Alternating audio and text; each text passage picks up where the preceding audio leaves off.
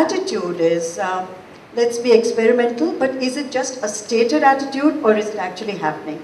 I feel it's more of a pose, and when it comes to ground realities, virginity, purity, Yash Chopra's Ladies in White, untouched virgins. So long as society continues to endorse that image so strongly and superimpose it even on the young, the chances of a young girl who is more daring, sex was like an itch that was almost lifelong and you had to put up with. In fact, there's a phrase saying that you have to lie back and people would tell you, the man needs his release, you have to just sit and take it, or lie and yes, take it. Yeah. I think all of that has changed significantly, and I'm good for the change too. You just read the book, you'll find out for yourself. I think it's very invigorating, it's very honest, and it's very realistic of what is happening in India today.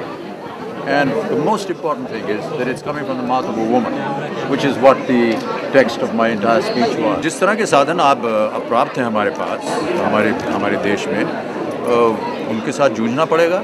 ये खेद की बात है कि आजकल लोग ज़्यादा किताबें या पुस्तकें नहीं पढ़ते हैं, इसीलिए मुझे बड़ी खुशी हो रही है कि आज के ये कार्यक्रम आयोजित हुआ है और शोभा डे ने इसे आयोजित किया। उनकी पुस्तक अभी यहाँ रिलीज़ हो रही है, आप सब लोग इसे पढ़ें, आपको पता चलेगा। I think as Shobha rightly said, we have to be proud of every Indian in this in our beautiful country, because each one of us is responsible for taking this country forward. समय कम मिलता है, तो जब शोभा day ने मुझसे कहा कि इसके पुस्तक का विमोचन करना है, तो एक तरह से उन्होंने मुझे ज़बरदस्ती की कि मैं उनकी किताब को पढूं। हमारे यहाँ जो फेमिनिस्ट हैं, जो ऐसा सोचते हैं फेमिनिज्म के बारे में, हम अपने कल्चर में हम कहते हैं कि बीवी जो है वो अर्धांगिनी होती है, और मैं ऐसा मानता हूँ कि आदि शक्ति है वो हमारे इस देश की, लेकिन कहाँ उसको शक्ति दी जाती है।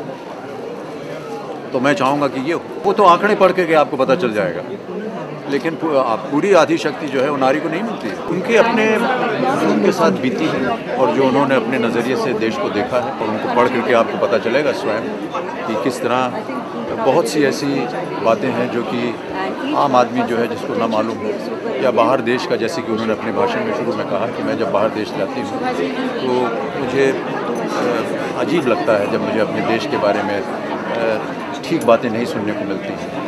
कोई एक ऐसी किताब जो हमारी बातों को, हमारी चीज़ों को ठीक तरह से समझा सके और जो विदेशी नागरिक हैं उनके सामने पेश कर सके।